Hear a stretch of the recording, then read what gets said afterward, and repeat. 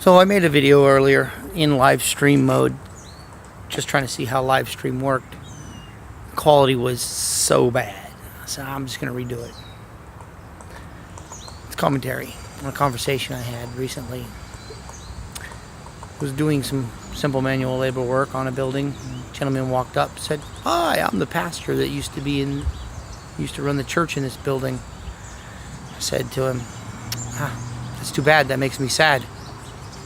Of course, that I got a response out of him. He goes, "What do you mean?"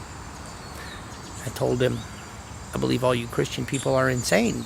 You say you believe in the Bible and follow the Messiah, yet Passover was in 2 days at the time." So I mentioned that particularly because it was on my mind, that you don't participate in the Passover. You teach your people, your congregation, that that's all for the Jews. It has nothing to do with them. They don't have to believe in that stuff or follow it. I pointed out the fact that where it discusses this Passover and its observance, the Bible uses language that's pretty clear. It says, "This is a commandment to Israel. Them's what do it is part of Israel, and them's what don't ain't." It's kind of hard to get around that language. I mean, God's perfect. If he had intended to change it, he would have said, "This is my commandment until such time as I am the Messiah." No, he didn't say that. And in fact, even before that commandment was given, the promise of the Messiah was already inherent in everything. I mean, just look at the first 10 names. They create an anagram that tells you everything. From the very beginning of creation, the Messiah was part parcel and always the plan. So when God says to you, "Do this," and you are part, "Don't do this," and you aren't part, "Teach this to your grandchildren," it's a commandment for all time. You think, that's pretty succinct. It's hard to get around, yet they do.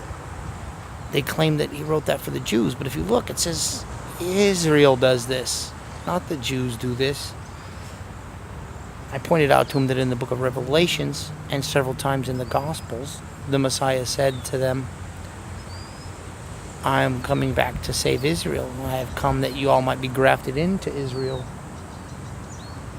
My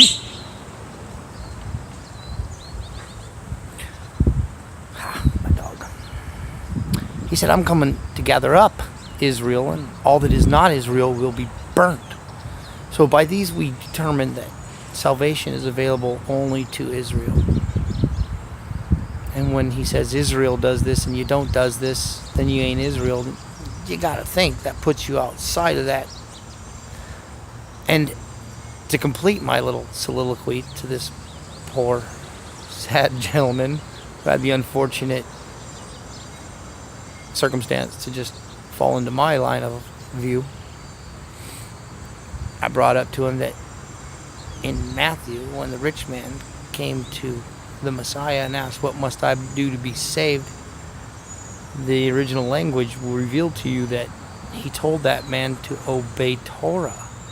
All throughout the book of Acts and the letters of the apostles, you can clearly see that the apostles, men who were taught by the Messiah, sat at his feet, all practiced Torah and observed Torah holidays and commanded observances.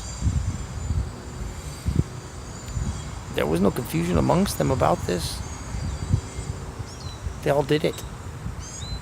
And so you tell me somehow what the Messiah said means I don't have to. Well, these people who learned directly from him didn't hear that, didn't understand that, but somehow from what they told you, you've determined you don't have to? Forgive me, I don't believe that. And then I went on to mention that, aside from the obey Torah, the Messiah gave us a very simple command. He said, avoid being called master, rabbi, father. Master, rabbi being, that would have been the pinnacle of social structure at that point. Father is a title any man can have. I do believe he was simply telling us, avoid titles. When he was called master, he rebuked people. He was known solely by his name. He wants us to relate to each other. I'm not a doctor this, professor that, officer so-and-so, Mr., Mrs., whatever. I'm just me. As long as you're just me and everyone else is just them, then you're all on, equal grounds. When you title yourself, you separate yourself. You say, I am one of these, which is everyone who is not, isn't. You segregate. You demand respect and honor. So, it was pretty clear. He said, don't do that. Don't seek that. Don't use titles. And they can't follow that. They don't follow Torah. The simplest things that are told to you in the most stringent of manners. They tell you, don't pay attention to it. I went on to tell him that the Bible tells me clearly that people who tell me that it's wrong are lying to me. Better off had they never lived. You go on and tell me that I don't have to listen to God because God didn't mean what he clearly said. Let me explain to you why that's true. Okay.